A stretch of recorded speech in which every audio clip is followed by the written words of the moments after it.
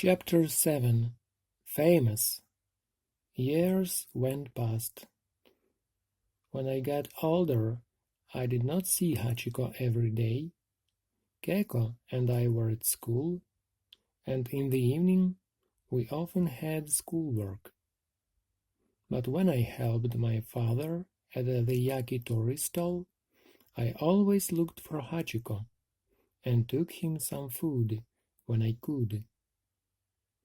One evening, when Hachiko was by the ticket office, a man came and looked at him carefully and talked to him.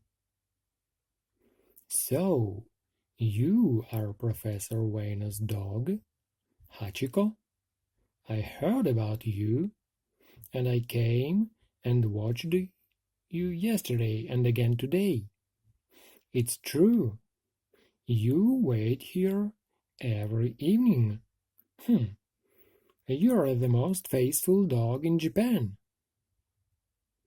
The man patted Hachiko's head, and Hachiko slowly wagged his tail. Then the man went and talked to the ticket officers and to many people in the busy little streets near the station. He asked questions and listened carefully. He took a little book out of his pocket and wrote in it. He came to our stall too.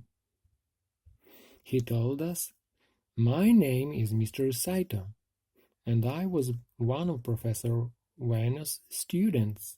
Some years ago, I heard about the professor's dog, Hachiko, and I wanted to see him. He is a wonderful dog, and I want to write about him for a newspaper. I would like to tell Hachiko's story. Can I ask you some questions?"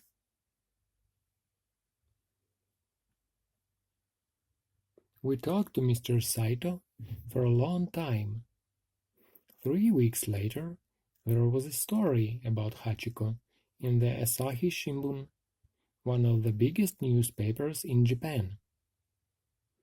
Next to the story, there was a photo of Hachiko, and under the photo it said, "Japan's most faithful dog." After this, Hachiko was famous. It was exciting for everyone near Shibuya Station, and people went there every day because they wanted to see Hachiko, Japan's most faithful dog.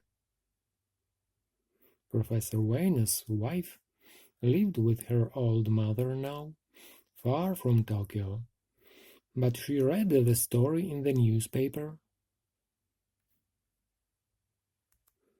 and she was happy because she often thought about Hachiko.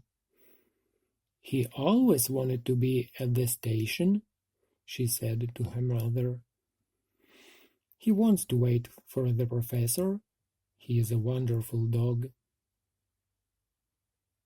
People were kinder to Hachiko now.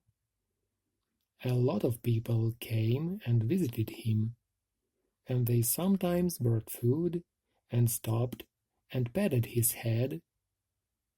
When the man from the food stall chased Hachiko away, or when the boys began to throw stones, people stopped them. "Don't do that," they said. "Hachiko is Japan's most faithful dog. You must be kind to him." One day, about 2 years after the Asahi Shimbun story, my mother said to me and my sister, "Come to the stall after school today, Nabu and Keiko. There is going to be a party for Hachiko at Shibuya Station." "A party?" we said. "Why is Hachiko having a party?" But my mother smiled and said, "Wait and see." When we went with our mother to the station that day, there were many people there for Hachiko's party. There were men with cameras from the newspapers, workers from the station, and many people from the Shibuya stalls. Some of Hachiko's friends from the evening trains came, and some of Professor Ueno's family were there too. We could not see Hachiko at first, but when we found him, we understood the party. Hachiko was sitting next to a new statue. It was a statue of a dog, a statue of Hachiko, and it was in front of the ticket office. "Look," said Keko. "Now when Hachiko comes to the station every day, he can sit and wait for his master next to the statue." After that wonderful party, and all the different newspapers' story about him, Hachiko became more and more famous. The statue and the party brought happier time for him. He was never hungry now, and nobody threw stones at him. But he did not forget his master. He waited at the station every day. Hachiko was an old dog now. When Keko and I